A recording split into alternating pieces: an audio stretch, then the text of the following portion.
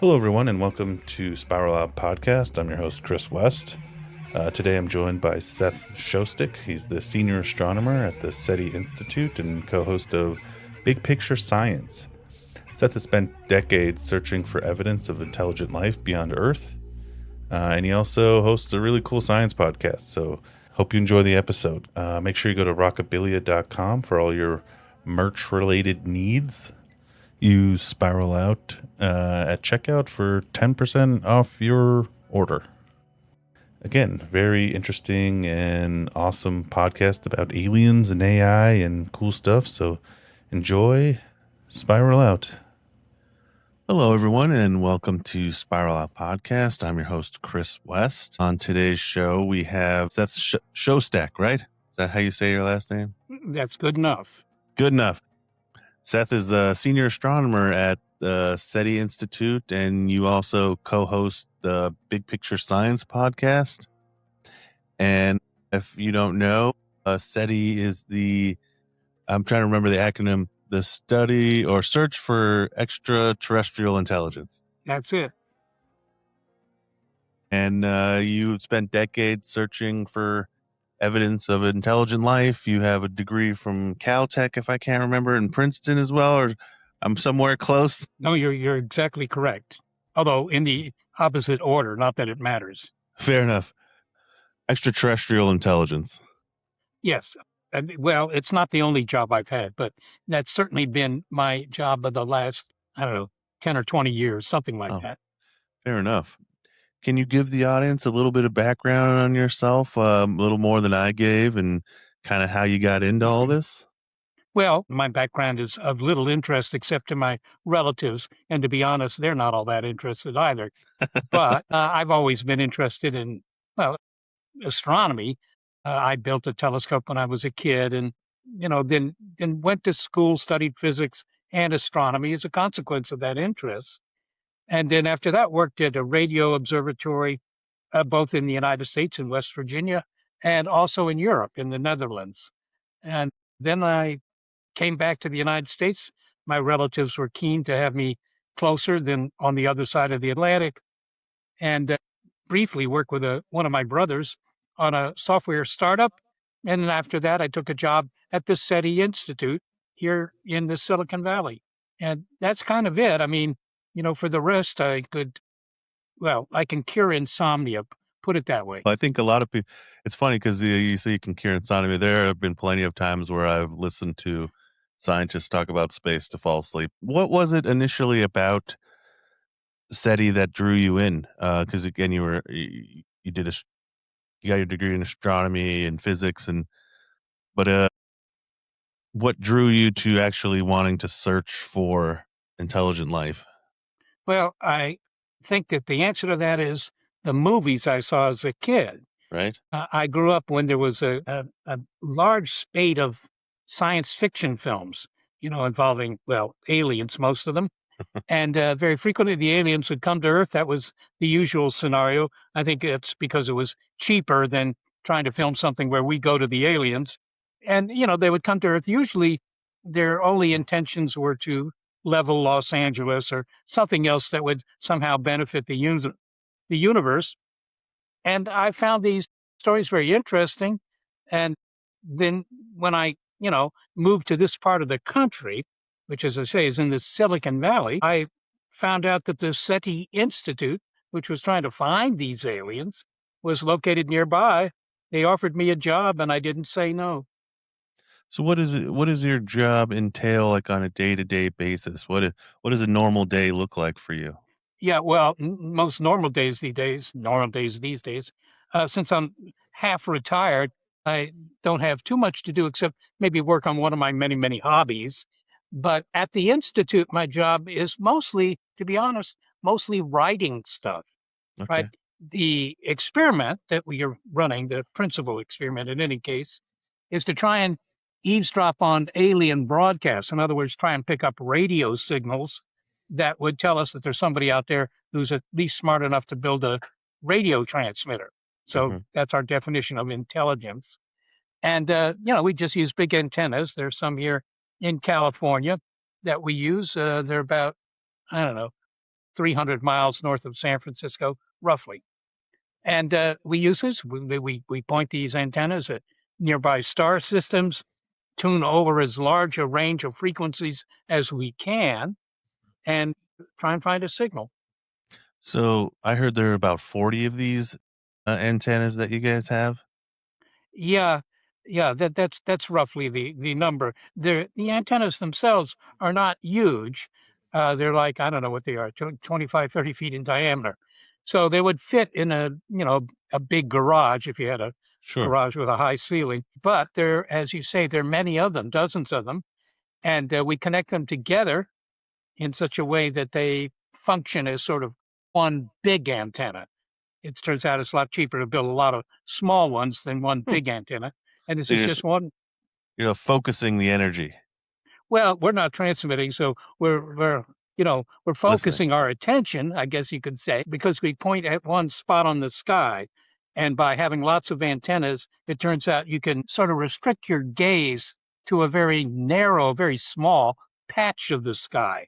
And that turns out to be an advantage if you're trying to find a weak signal because you're less susceptible, you're less sensitive to interference caused by our own activities, our own being Homo sapiens activities here on Earth. So how do you guys decide where to point the antennas? Well, generally speaking, what we do is we have lists of the nearest star systems to us. And we kind of rule out stars that are very different from the sun because those presumably won't have planets that are anything like the Earth. There are lots of astronomical considerations here. But in general, we just go from, star lists where the distances are known. We pick the star systems that are closest to us because those signals would be the strongest.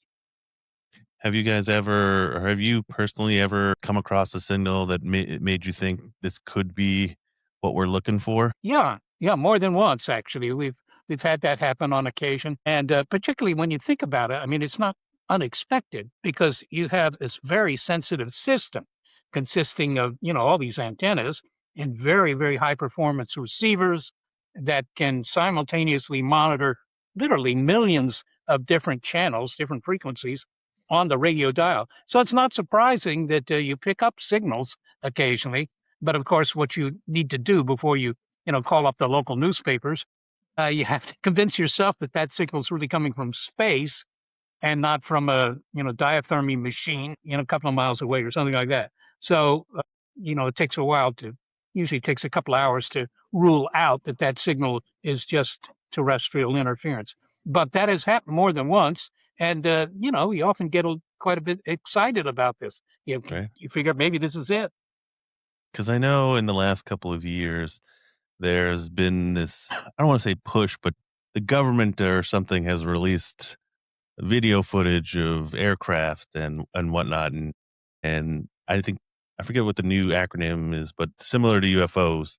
UAPs. Yeah, UAPs. And like I said, there has been a push in that area. How does that affect what you do? Well, probably not at all, other than the fact that I get asked about it fairly frequently. Oh, fair Look, enough. we're not looking for aliens that might be buzzing our airspace, Sure. right? That that's a preoccupation of the public. Roughly half the public, I think, in surveys, in any case, roughly half the public believes that aliens are visiting the Earth and that the government is covering it all up and that kind of thing, which would be amazing if our government could do that. Right. I've worked for the federal government. I've never been convinced they could do that. But in any I have case, a very similar opinion. It's like asking the DMV to do a cover up. They don't care. well, it's not that they don't care. I don't think they could do it, right? Fair enough. I mean, because you wouldn't believe it yourself. I mean, if you think of the scenario that would take place, because you're monitoring these receivers looking for a signal. You pick one up, okay. Well, before, as I say, you call the local papers or maybe the not so local papers. You need to verify that, Hmm. and the only way you could be, you know, convinced that that verification meant something would be to call somebody up at another observatory, maybe halfway around the world, and say, "Okay, here's some coordinates on the sky. Here are a couple of frequencies you might check out. See if you can find this signal." Right? because otherwise it could just be a Stanford University undergraduate prank that you picked up. So, we have to have some other people confirm the detection. And as soon as you do that now, there are people at various spots on the world who know about this. There's no way to cover it up. And to be honest, there's never been any effort to cover anything up in this field, as far as I can tell. But they couldn't cover it up anyhow because you have too many people involved. Fair enough. What do you think our ideas about aliens, or do you think our ideas about aliens are too much shaped by movies and religion and human culture? Well, they certainly are shaped by all of that. And, Hmm. it's hard to avoid that. I mean, obviously, it's like saying, well, what are our, I don't know, ideas about ghosts? What Sure. shapes those? It's all the same things, right? It's books, it's movies, television, whatever. Okay, so we have this sort of canonical view of what a ghost looks like. The same with aliens. We've seen lots of aliens in the movies and on TV. And since we haven't seen any other kinds of aliens, we haven't seen any real aliens, if you will, we base our conception of these things on what we've seen in fiction.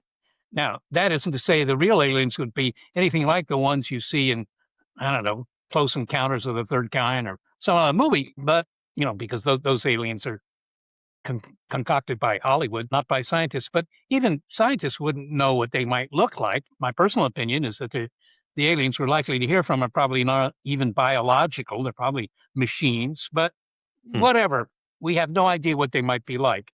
And consequently, almost anything goes. Machines meaning like they would be sending out their own version of AI or something of that nature. They would be AI. Yeah. Yeah. Think about suppose you were born 100 years from now, Chris, Yeah. and you look back on this century, the 21st century, and you think, well, what did they do that was important?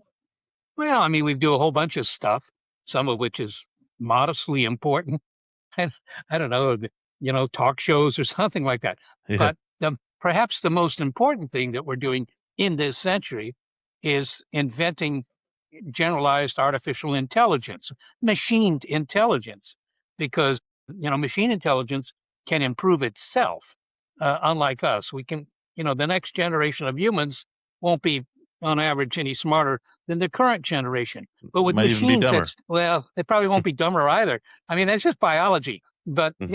with machines, you really can improve things, very drastically, very Hmm. quickly, and consequently, it seems, quite reasonable to me and maybe to other people as well, that most of the really advanced intelligence in the cosmos is not, living stuff.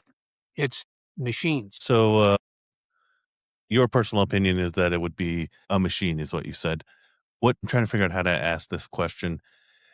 Would a machine want to make contact, I guess?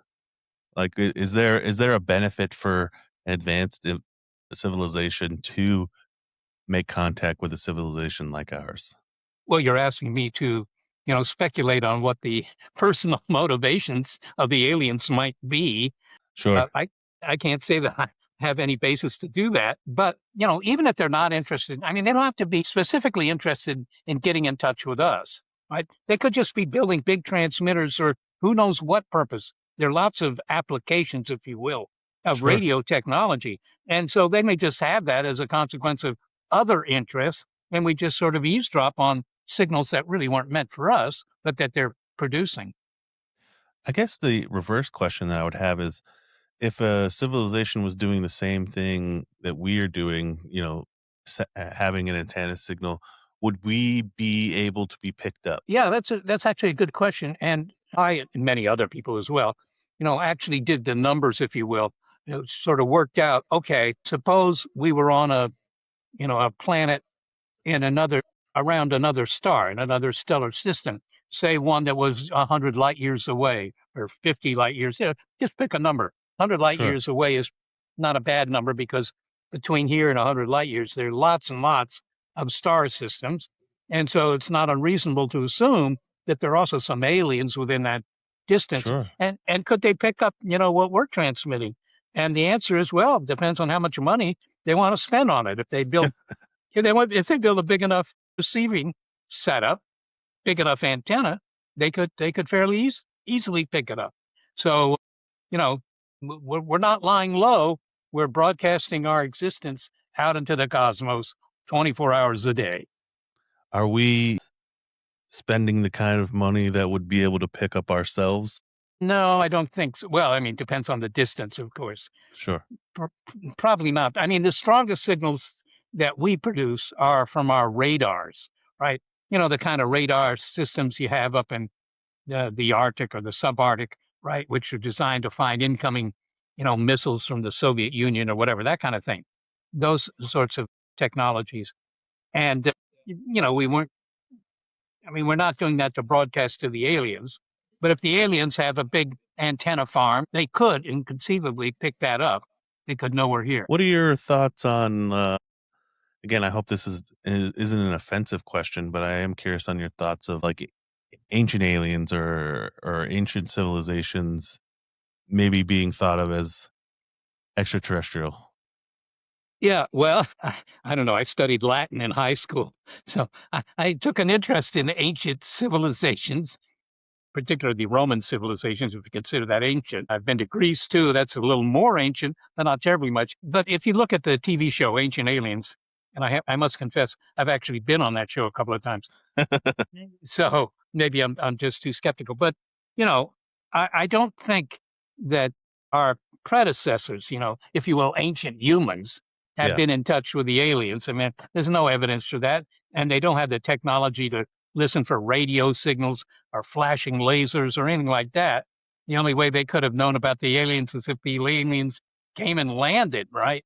Yeah. And while a lot of people figure that the aliens have landed, I go to the Smithsonian whenever I'm in Washington, and I don't see any exhibits about ancient aliens. And I think that if there was evidence that there were ancient aliens, that would be the most popular exhibit in the whole building. Fair enough. It's funny because I think a guy like me who maybe dives into that world without getting maybe enough actual science behind what I'm looking at. I'm just being told, hey, this could be a possibility, or these ruins over here might be the result of some type of ancient alien, I don't know, cahooting or something of that nature. It's interesting to talk to somebody who is working in a different field that again maybe you seem to be a little more skeptic than I may have thought, which is a good thing, I think, to get a Well, different perspective. yeah, I suspect I am. I mean, as I say, well, put it this way. As one of my colleagues once said to me, with regard to all of this, he said, "Look, Shostak, if I thought that any of that were true, if I thought that there was some possibility that our ancestors, were in contact with aliens or were aliens or visited aliens or whatever, he would spend all his time working on that. It's hard to imagine a more interesting story Sure. than the possibility that our predecessors were in touch with cosmic company. But there's no reason to think that, not from a science perspective, or for that matter, from an historical perspective either. Well, it makes sense. Again, because I'm not a Joe Rogan fan, but I've listened to some of his talks with, I think his name is like Dr. Grant or something of that nature. But it is interesting to have that perspective, to actually hear that from a scientist. That it seems logical. If that did exist, why wouldn't we spend all of our attention looking at that? Yeah, it wouldn't even have to be all of our attention. At least, spend some of our attention. You Sure. would think that maybe a few hundred or a few thousand scientists around the world would be beavering away at that question, but they're not. Fair enough. Do you, now this is maybe an odd question now that we've talked a little, but I'm curious on you said that artificial intelligence would be what we would most likely find if we did make some type of contact or picked up a signal. I'm wondering again. I'm asking you to speculate on motives behind a species we haven't found or something, but I'm curious on where creativity and art might come into something like that. If that would be because again, there's a duality now with AI and the artistic world. A lot of artists are really upset with AI. I'm curious if you have an opinion on that. Well, I think it's not only the artists. I mean, there are lots and lots of jobs, Yes, yes, including yes. my job, for example, a scientist, right? Where the AI might be able to do a much better job, right? Hmm. Who's going to find the cure for cancer, if you will? I mean, just to throw something out there. Is it going to be, some human somewhere, or is it going to be a machine? And Yeah, it might be that the machine will find it much more quickly than we can. In which case, you say, "Hey, great, we're happy for you to do that." But I I, I think the fact that our if you will, our brethren in the galaxy, the smarter ones, might be machines. I mean, I'm not terribly troubled by that, but you don't have to believe it. It's just an idea based on the fact that synthetic intelligence, artificial intelligence, has a lot of advantages over biological intelligence. I mean, just think about it. Yeah, your own trajectory for that matter. You're born, and for 6 years, 7 years, you have some fun. Then they yeah, send you away to school, yeah. and you spend, maybe a dozen or 2 dozen years in school having a little less fun. And then, you get a job having even less fun, right? And then after 40 or 50 years of that, you die and they throw you into the ground. I mean, that's a pretty terrible model for intelligence I or the don't use of disagree. intelligence, right? It's something I struggle with on a daily basis. Yes, absolutely. Well, maybe it'll comfort you to know that you'll stop struggling with that after a while. That is a little comforting. What do you think the closest, or what is your favorite alien film or piece of art that you've seen, or something that spoke to you? Yeah, well, I'm a great fan of cheesy science fiction. That again is a reflection of my childhood because from the age of 10 or 11 on, every weekend my parents would drive me down to a movie theater in Alexandria, Virginia, which was fairly close to where I grew up, and there were a lot of sci-fi films at that time, almost all of which involved aliens, and Hmm. so I really got to like aliens.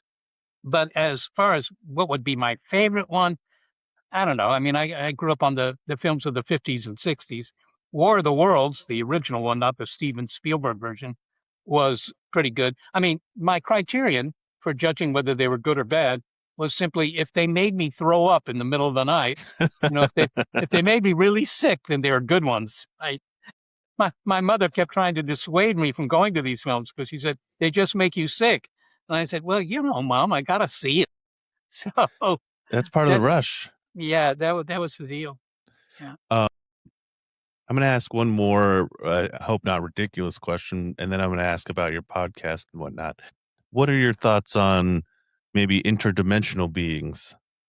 Well, I don't know what that means. I mean, it's a fact that you see that term a lot. I mean, maybe I should preface this by saying that there's a whole industry there that Sure. deals with, if you will, speculative science. What the aliens might be like, or could we have, I don't know, other sorts of technologies like remote sensing or that kind of thing. I mean, there's as I say, a whole industry of people who make their living by writing books about this or articles, or they go on TV shows or whatever. Okay, but there aren't many scientists involved in that. I just again think that while it's a very appealing idea, which is after all why a lot of these people get involved with it, there's very little scientific evidence to back up the idea that, for example, aliens are here or anything like that. But it's Sure. it's very intriguing, and it has a very strong storyline. Yeah, it Any sort does. of fiction, right? I mean, the aliens come here, and usually they're bad natured, and they're ticked off for one reason or another, and they just try and destroy civilization here. Even The though, to be honest, if you try to do that for real, just imagine us trying to spend the money to go to some other planet, the nearest other one being many light years away, yeah, and go down onto that planet and just destroy their cities or whatever. I mean, that's a big, expensive project that we can't even do yet. But maybe in the future we'd be able to do it. But who would fund that? Why would you want to do that? fair enough. I think the part that it makes me curious on that is the people that are experimenting with things like DMT or something like that, where they say they all see the same being. They'll take a hallucinogenic, and a lot of different people say they see the same entity or something of that nature. Yeah, well, that doesn't surprise me. I have to say, in the past, I was thinking a little bit about this in terms of our images of ghosts, right? Sure. Just grab the next 10 people off the streets there and ask them, okay, do you believe in ghosts? A certain fraction of them will believe in ghosts. But even those that don't believe in ghosts, you can ask them all the same question. What do you think ghosts look like? And they'll draw you your canonical ghost, right? Yeah, It's not because we transparent. yeah, yeah. I mean, they look like a white sheet draped over a chair or something, and with big black eyes. I mean, it's not that anybody has photos of ghosts, right? Hmm. It isn't that there's a lot of science connected with ghosts. It's not a lot of biologists are studying ghosts, biology or anything like that. It's just that this is a sort of a canonical view of ghosts that's been established by our own culture. And I think the same is true of the aliens. Our view of what the aliens look like is very strongly shaped by what we see in the popular media.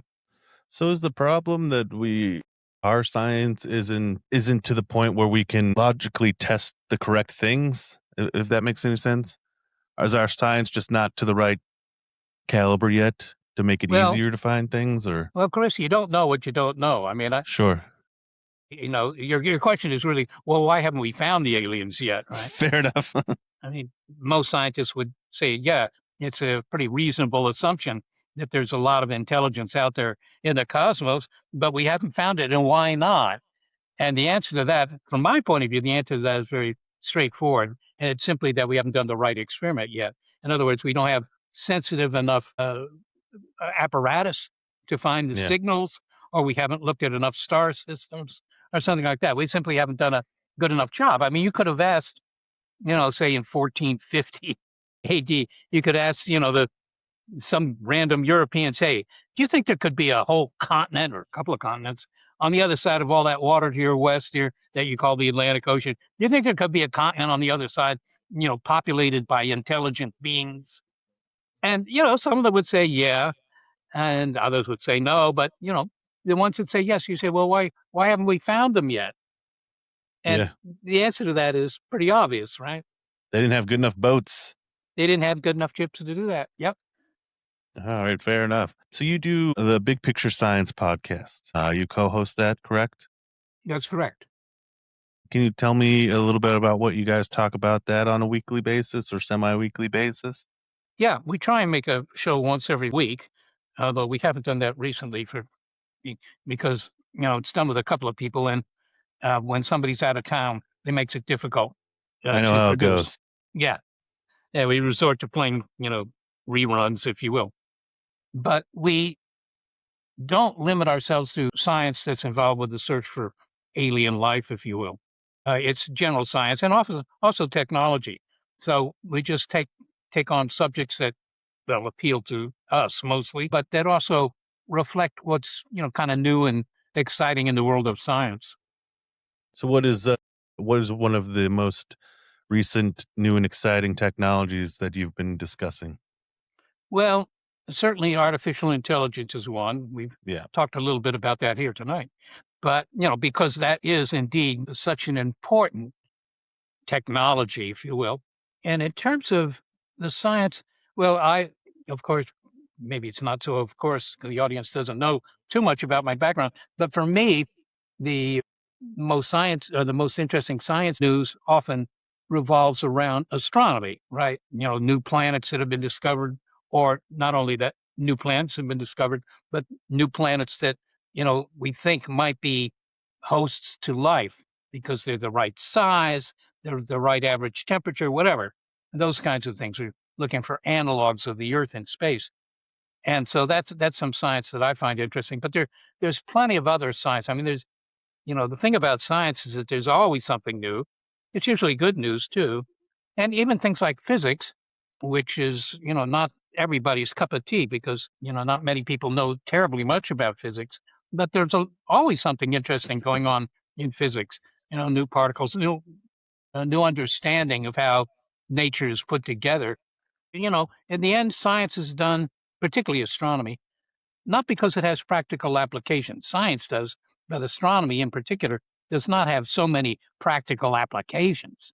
Hmm. But it's still very interesting. And when the public is asked, well, which science subjects, which science disciplines appeal to you the most, there are two that always rise to the top of the heap. And one of them is astronomy, and the other is biology. Maybe not surprising, we're interested in biology. Yeah, we want to know more about ourselves, and we want to know more about what's going on out there. Yeah, well, we certainly want to know more about ourselves, or maybe the neighbors. I don't know, but yes, indeed, those are the topics. And as I say, it's not surprising, but those are the topics that we tend to cover more frequently on our radio show. I have I have another question about AI. Do you think that the benefits outweigh the concerns that people have? Well, I'm sure they will eventually outweigh them. I mean, in the short term, all sorts of terrible things could happen, I suppose. But that's true with any new technology, right? I agree. Yeah, Think what was happening 150 years ago when machinery began replacing the kind of work that a lot of people did, right? Sabotage. That word, of course, comes from the people that were throwing their wooden shoes into the looms that were sprouting up in England and also New England for producing cloth. This was work that had been done by people at home, right? But now suddenly there were big factories that were putting these guys out of work. So you're not going to be a great sympathizer for that kind of new technology. But that sure. I only say that because this is very frequently the case that new technology does indeed tend to be disruptive. And but if you don't adopt it, well, the guys over in the next country will Yeah, adopt it, and well, you'll be out of business. So like they say, if you want to break or make an omelet, you got to break some eggs. yes, yes, I like it. I like eggs too. Excuse me. What do you think is the draw for people in wanting to search for life on other planets? Yeah. Well, some will say, look, we want to know about it because for very, if you will, practical reasons. If there is some, intelligent species on a planet that isn't terribly far away, we might be able to engage in a back and forth communication and learn something from them, Yeah, right? I mean, what could what could the cavemen have learned from us, right? Assuming they could communicate with us, they could learn all sorts of stuff that might, in fact, improve their lifestyles a great deal. Okay, so there's that sort of practical thing, but I I don't think that most scientists, or at least many scientists, do research for that reason. It's not because they want to find some new application by studying this aspect of science or whatever, and then being able to apply that to some product or some process, stuff like that. I mean that happens, but those scientists are what are called that's applied science, and those people work for typically DuPont or IBM, or they work for a big company which obviously has a motivation to commercialize any new science. But scientists who aren't working for a big company, that are working in academia, for example, or for a nonprofit organization like the SETI Institute, for them, it's just curiosity. It's just curiosity. And that sounds trivial to a lot of people. You're spending all this money and it's just curiosity. But, it's curiosity that has led to the big developments in science, right? Albert Einstein, Isaac Newton. These people, they weren't trying to develop a new product. They were just curious. They were just yeah. curious about how the universe works. And, the applications of what they did, of course, are ongoing and endless. So in the end, it all pays off, but it's not obvious from the beginning. You. So I recently saw you did an event where you watched the movie Disclosure Day, and Yeah. you did some questions after. How did that go? Yeah. Well, I trying to think back. Yeah, I like the film. The film was not too bad. I always prepare myself to be somewhat disappointed in science Sure. fiction films because they often are, either too trivial or too incorrect or whatever. I've actually been a consultant on a lot of sci-fi films, or several of them anyhow. And you understand that making a movie is not an effort that you make to educate the public about science. That's not what it is. It's to sell tickets at the box office there, right? It's a commercial activity after all. Yeah, it's entertainment. It's entertainment, and it has value that the public appreciates enough to buy a ticket. So that's what it is. But on the other hand, these stories serve a purpose that is directly applicable to science, and that is it gets people, particularly young people, kids, interested in science, Sure. right? And if you're not interested in a particular subject by the age of 10, probably never going to be very interested in it. So it serves a really important societal function. Do you think that the human race could handle a disclosure, or maybe not handle, but I guess how do you personally believe the people of Earth would respond to the 100% confirmation that we were not alone? I don't think they would go nuts. There are a lot of people, when I ask people who are promulgating the idea that, well, the aliens actually are visiting us and, the government is keeping that quiet, I usually respond to that by saying, well, why would the government keep that quiet? I mean, you'd think that'd be really an interesting story. And the answer that I get 9 times out of 10 is, well, the public would indeed go crazy. They couldn't handle the news if they knew that there was other intelligence out there. Well, that's ridiculous because, surveys have shown that roughly half the population, or at least half the population that believes that aliens exist, they figure they've already been here, right? Yeah. Ancient aliens, you mentioned it yourself, Yeah. right? And they're not rioting in the streets about that. I don't see them quitting their jobs because aliens exist. So, I think they could handle the news. They've already handled the news. I think you're right. Do you feel more hopeful as your career goes on that we will find intelligent life than maybe originally when you started? Yes, I think that the chances get better all the time. What I mean by that is, what's the probability that, say, within the next year, we'll find conclusive evidence of aliens? I think that rises every year. And the reason is very trivial. It's simply that our technology to find aliens gets better every year, right? The kind of telescopes, radio telescopes mostly, but also optical telescopes, mirror and lens telescopes. All those keep getting better, more sensitive, so forth. So our ability to find something keeps going up. And in fact, it follows what's called Moore's law. That's kind of an economic law here in the Silicon Valley, which says that the amount of compute power you can buy per dollar more or less doubles every couple of years. Well, the same is true for these experiments to try and find life in space. They keep getting better. I mean, there could be life on Mars. We haven't found it so far, but we haven't looked very hard either, given that life might very well be microbial. It's probably not going to be Martians that are 7 feet high and, green or Yeah. anything, but there could be microbes.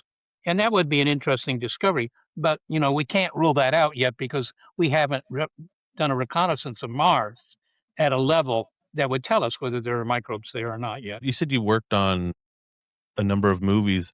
Can you talk about what it was like and what movies you worked on and Yeah. how that worked to being a consultant? Yeah. Most of the time, I don't even remember the names of them. I know that I certainly was a consultant for the remake of The Day the Earth Stood Still with Okay. Keanu Reeves. I love that movie. Do you? I do. Okay. Well, I'm glad to hear it, Chris. I have to say, most of the time, when they want me to do something for a movie, what they mean is they're going to send me a script or they're going to have one of the writers call me up and ask me a whole bunch of questions. But in the case of The Day the Earth Stood Still, yes, they sent me a script. I redlined the script. I tried to correct all the factual stuff that I could, so that, I mean, you might say the audience doesn't care whether the facts are correct or otherwise, but there will always some percentage of the audience that does care, right? Mhm. There maybe 1%, 2%, 5% of the people sitting there in the theater know enough science to be able to say, oh, that was ridiculous, right? That Yeah. kind of thing. So they don't want that. So if you can suggest that they just change the dialogue by, twisting this sentence a little bit or whatever, and then make sure that it doesn't contradict known science, well, that has some value to them. So that's a lot of it. It's just redlining scripts. But in the case of the remake of The Day the Earth Stood Still, they actually flew me up to the set. It was in British Columbia. I think it was in Vancouver. I think that's right. Anyhow, it doesn't matter whether it's right or not. But they had built these sets and so forth and so on. And the idea was that what they really wanted me to do, there was a scene in that film in which Keanu Reeves is writing a whole bunch of equations on a whiteboard or blackboard, right? And they wanted me to write them all because that way the equations would at least make sense. They wouldn't be completely nonsense equations. Just gibberish up there. Yeah, exactly. So I did that, and it was fun, dealing with Keanu Reeves and some of the other cast members, and also, for that matter, the director. It was just fun to do for a couple of days, and then they flew me back here to the Bay Area. So, Nice. and what's interesting then is to see, you go see the movie a couple of months later or whenever, and to see that scene and see that blackboard covered with all these equations in your handwriting, that kind of thing. Oh, it's pretty wild. Yeah, it was fun. I heard you were also in an episode of Star Trek. Yeah, one of the newer versions of Star Trek, and for that the production company flew me to New York and then paid for my transportation to this small town about 50 miles north of New York City, where they had rented a big building and constructed sets inside that. Mm-hmm. So, that was fun, just the travel. And again, talking to people. And I've also spoken to a lot of or several of the Star Trek cast, the original Star Trek cast, Scotty, James. Yeah. I've spoken with him. Shatner? Yeah, William Shatner. But also James Doohan, he was Scotty. That kind of thing. What I hadn't appreciated at the time, by the way, which I later found out was true, that very often the navigators on ships, a couple of hundred years ago, were from Scotland.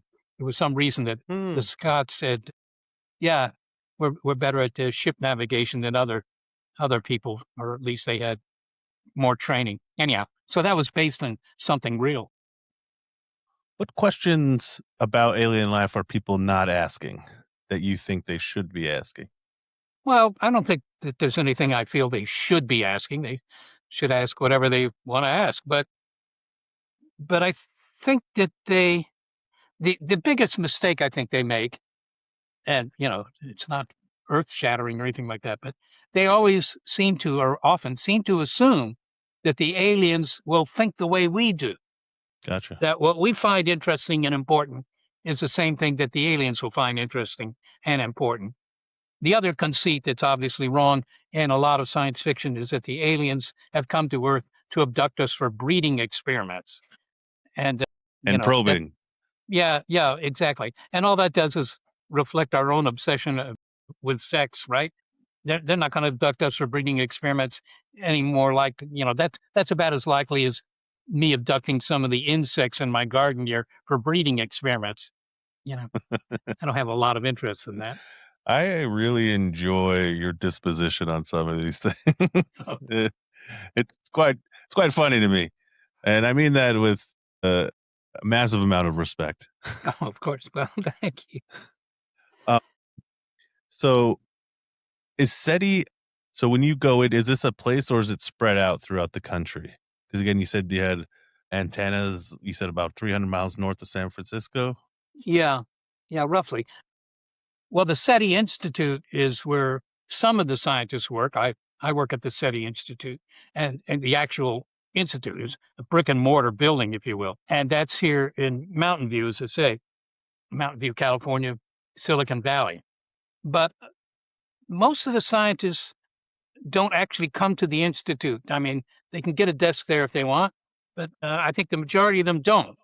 They work from home, or they live far away from the West Coast and they're working from home wherever they live.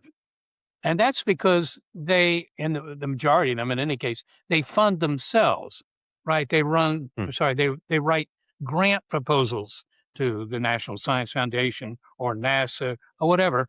And so they're running on money that they themselves have raised. So, the boss can't insist that they come to the office. They pay themselves. Right. But it also means that they're not all located nearby. They're not here in Northern California, all of them.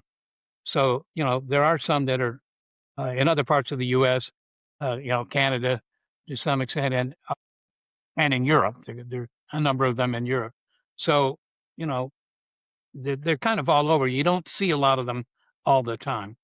Is that where conventions come in? Is those are the types of places where you guys gather? Well, the individual scientists might, right? For example, if there's a meeting of the American Astronomical Society, for those of our scientists who are into astronomy, I only use that example because that's my background. But if they're interested in astronomy, they might go to one of these conventions to hear about the latest research. I also go occasionally to science fiction conventions. That was my next question. Yeah, no, I do partly because I've been in some of these television shows like Ancient Aliens or whatever. And so it's kind of interesting to know, or at least to hear, what other people are thinking to the extent that they are thinking about these topics. So, it's just an interest, but it's not that anybody pays me to do that unless the convention itself pays me, in which case they expect that I'm going to give a presentation. They want value for their money. Sure. This is a little more of a disheartening question, but since you have not found any signals, does the silence of the universe, is it ever unsettling to you? How quiet it is? Yeah.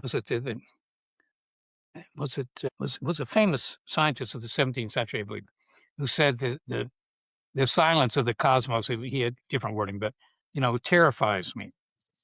And that isn't quite the kind of silence you're talking about here. But what you're saying is the fact that we haven't ever discovered any conclusive evidence of anybody out there, does that scare me or disappoint me or something? I mean, obviously it's disappointing, Sure. right? But I think it will eventually happen. And when it does, that'll be something that everybody will know from then on and forever, right? That there's somebody else out there. That will be, a big shift in our view of ourselves. I mean, in the same sense that your average, Spaniard, if you'd ask them in, 1490, you think there are other societies out there on the other side of all this water? As I said, some of them would say yes, some would say no. But once that had been established during the age of exploration, well, everybody's mindset was a little different then because they knew there was something out there. They knew they weren't the only kids on the block. There were other kids on the block. Sure. And while most of them would never, ever cross the Atlantic themselves or meet anybody from the Americas, they would still know that. So it would change, I think, their perceptions. What do you think the search for intelligent life has taught you about humanity here? Well, maybe not too much. I mean, there's some observations, and I think that, sort of hearkening back to something I said a little earlier, it's that Homo sapiens tend to view the cosmos, and in particular, the possibility of other beings in the cosmos in terms of their own experience, right? Sure. That the aliens are going to be something like us. Hey, and just watch Star Trek or whatever, or any other sci-fi movie or TV show. The aliens are kind of like us, although they tend to dress in garb that would have been more appropriate for ancient Greece, I guess. But they're basically like us. They have the same sorts of interests, the same sort of emotions. They generally speak in unaccented American English, that kind of thing, right? So they're us. That's it. But this, I mean, when the Greek dramatists were writing their plays, and the people in the plays were, even the gods, they were basically their neighbors. They were humans, right? Because you write about what you know about. Fair enough. So people tend to, what you're saying is people tend to put up a mirror or project what they, as opposed to maybe thinking more outside the box of what aliens could possibly be. Yeah. Shakespeare made some comment about that, saying that what he was trying to do was hold a mirror, as it were, up to ourselves, right? Hmm. That's what he was trying to do. And, you know, that's the basis of good storytelling, of course, because you can relate to it. These two questions I ask everybody that comes on the show. First one, what is the best advice that you ever gotten from in your field? That's hard to say. I'm not sure that I got a whole lot of advice in my field when I was Or when I was maybe just younger. as a human being on this Yeah, planet. well, I get a lot of that kind of advice, mostly from people who have something to say about my behavior. But when I was in middle school or junior high school, as it was called back then, some people told me to study electronics. I didn't do that, but I did, take some courses in electronics, and I had many hobbies, as I may have said earlier, quite a few of which are connected to electronics, ham radio, or just building stuff, wiring up stuff. Hmm. And so that advice was pretty good because I did follow up on that, and I think it's been useful to know some electronics, particularly in the line of work that I'm in. So I would encourage anybody to do that. Today, what you would tell the young people is, study, you know, uh, computer programming or something appropriate to computers because that is the future and it helps them get a job. But not only helps them getting a job because that's a practical thing. What it also does is to give them the background to understand technology they're going to be interacting with for the rest of their lives. So that's a good thing. You kind of answered my second question, which is what advice would you give to other people? Yeah, yeah, that's what it would be. I mean, a lot of people think computers, that's too technical or not interested or whatever. And sure, you don't have to make a career out of it, but people should at least be required to, I don't know, just take a basic, and that's a language here, programming course, just to Yeah, I understand agree. how computers, yeah, computer programming works. They don't have to do it for a living, but just so that they understand it. And it could just Yes. be a one semester course. But Yeah, just so you can function in today's society. right, right. The last one I have is there any lasting thoughts or thing something that you want to express about what you do that you wish the general population would understand more? No, not really. I mean, except maybe to say this, you know, we've thought about, when I say we, I mean, human beings have thought about the possibility of other populated worlds for a long time. Mhm. The ancient Greeks certainly thought about it. They just assumed that everything they could see in the night sky, which we call stars now, but and a few planets, that they were all populated. They just assumed this, not on the basis of any observations or any, real science, but it was just their philosophy, if you will.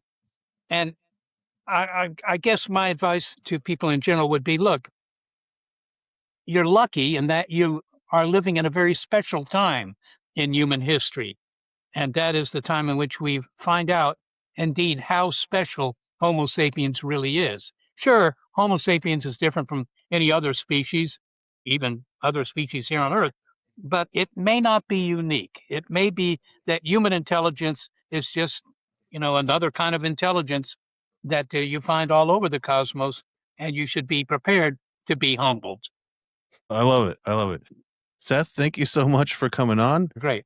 I really enjoyed it, and I appreciate being given the opportunity to be on your show. Yeah. Will you tell my audience where they could find you or where they could get to know you better and what you do better? Yeah, well, I mean, they can just Google my name. There aren't too many people named Seth Shostak in the world, as far as I can tell. I wouldn't curse anybody with that name. Actually, it's very difficult for many people. But that's obviously they could find out more about me that way. But I don't know why they'd want to. I might remind them again of what you said earlier. We do have a podcast and radio broadcast actually called Big Picture Science. So they might look for that, or you can find it online too. So Very last question. If you found a signal tomorrow, what would be the first thing that you do? Other than confirming it, like you personally, what would you want to do if it was confirmed? well, I suppose I would call up my relatives and tell them. You're like, I I would, did it.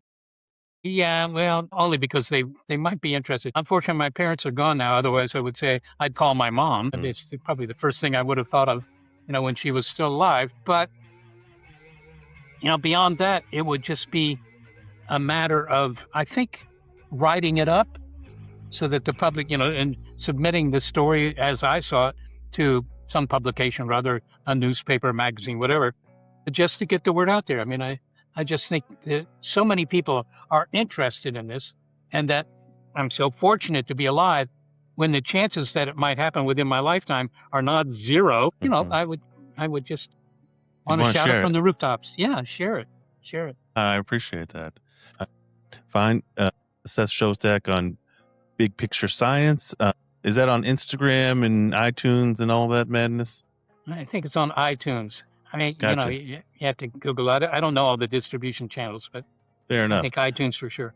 I'll find them and I'll post the links. But go give a listen to Big Picture Science and go listen to some of his other interviews. And you have a TED Talk that's up, TEDx Talk. So if you want to know more about SETI and searching for alien signals, look those up. And thank you, Seth, for coming on the show. Thank you very much, Chris. Spiral Out Podcast is edited, mixed, recorded, hosted, and everything by me, your host, Chris West. Follow us on all the social medias at spiral_out_pod or Spiral Out Pod. Just Google us at Spiral Out Podcast. You'll find us if you really want to. And then check out some of the photos I've been doing for concerts. I've been shooting a lot of big bands at Spiral Out _photo. Thank you for listening. Spiral Out and such.